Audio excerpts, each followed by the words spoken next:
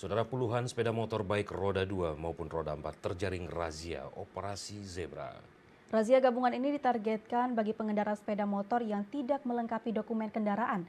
Mereka akan ditilang sesuai ketentuan dan aturan yang berlaku. Berikut informasinya untuk Anda.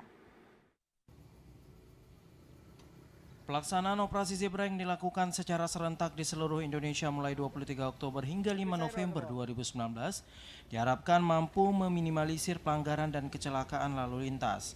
Kasat Lantas AKP Aditya Kusuma mengatakan, dengan pelaksanaan Operasi Zebra ini diharapkan mampu meningkatkan disiplin masyarakat dalam berlalu lintas di jalan raya dan juga menurunnya tingkat fatalitas korban laka lantas sekaligus meningkatkan kepercayaan masyarakat terhadap Polri dan citra tertib berlalu lintas.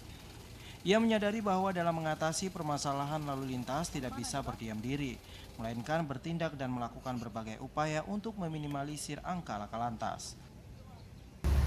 Untuk sasaran atau target dari kegiatan Dakar Lantas ini, yang pertama adalah administrasi ranmor dan pengemudi, meliputi kelengkapan SIM dan STNK, serta pelanggaran lalu lintas kasat mata lainnya. Sementara itu, Fuadi UPTD Wilayah Aceh 7 mengatakan, dalam kesempatan ini pihaknya juga dilibatkan untuk memberikan pemahaman tentang perlunya kesadaran masyarakat membayar pajak kendaraan mereka. Untuk Aceh Timur saat ini tergolong meningkat kesadaran masyarakat dalam membayar pajak. Terlihat saat dilakukannya razia hanya 16 pelanggar yang sepeda motornya mengalami mati pajak. Ini merupakan agenda dalam upaya untuk peningkatan PAD dari sektor pajak kendaraan.